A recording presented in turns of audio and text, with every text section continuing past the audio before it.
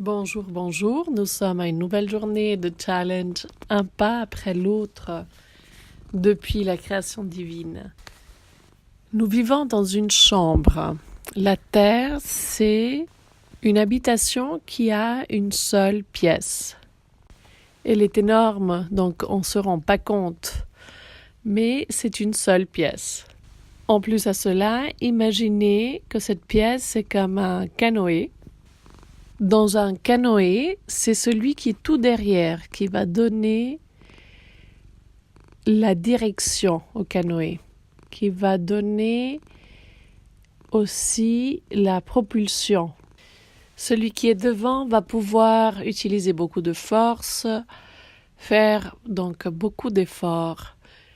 Mais si celui qui est derrière est distrait, tout le canoë va, pour ainsi dire, souffrir de cette distraction.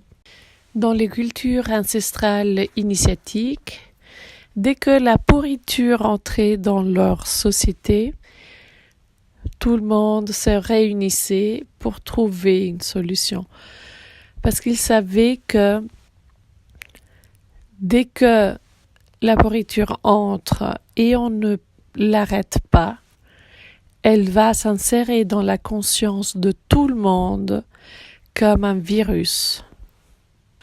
Observez tout simplement le groupe dans lequel on interagit pour ce challenge.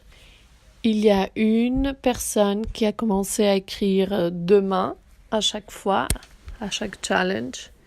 Ensuite 2, ensuite 3 et ensuite tout un groupe. L'inconscient fonctionne en mouvement de troupeau. Donc pour revenir à notre canoë, s'il y a une personne qui traîne derrière, ensuite ça va être celle du milieu, jusqu'à ce que celle devant va aussi traîner. Pour revenir à l'image de la maison à une seule pièce, imaginez-vous qu'est-ce qui se passe à cette humanité qui traîne, qui n'est pas responsable de sa création, qui ne dirige pas le bateau. En tant que personne qui dirige ce canoë, qui est tout devant, je dois mettre une limite à cette inconscience.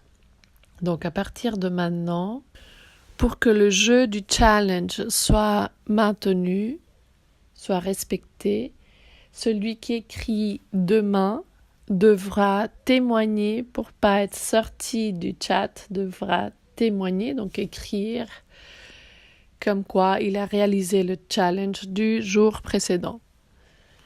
Je vous remercie pour votre compréhension et pour votre conscience et présence. Je vous souhaite une magnifique journée.